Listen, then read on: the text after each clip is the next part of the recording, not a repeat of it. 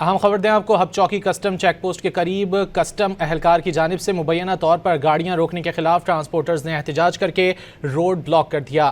Custom حکام کی جانب سے مظاہرین کو منتشر کرنے کے لیے ہوائی فائرنگ کی گئی۔ اس دوران مظاہرین اور کسٹم اہلکاروں کے درمیان ہاتھا پائی بھی ہوئی ہے۔ مزید جانیں گے ڈان نیوز کے نمائندے اسماعیل ساسولی سے۔ اسماعیل، بتائیے گا کیا صورتحال ہے؟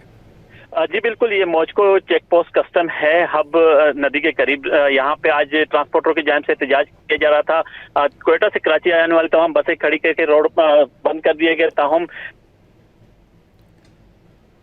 کرنے کے لیے کی بھی گئی اور ہاتھا پائی ہوئی کسٹم اور مظاہرین کے درمیان۔ کسٹم کے اہلکاروں نے کوشش کی انہیں منتشر کرنے کے لیے، تاہم ناکام رہے، تو اب بالآخر کسٹم کے افسران آئے، آخرکار ان سے مذاکرات کیے اور مذاکرات کے بعد روڈ کو کھول دیا گیا ہے۔ جی، مذاکرات کے بعد روڈ کو کھول دیا گیا ہے۔ ہب چوکی کسٹم چیک پوسٹ کے قریب کسٹم اہلکار کی جانب سے مبینہ طور پر گاڑیاں روکنے کے خلاف ٹرانسپورٹرز سراپا احتجاج تھے۔ اسماعیل ساسولی نے ہمیں تفصیلات سے آگاہ کیا، بہت شکریہ۔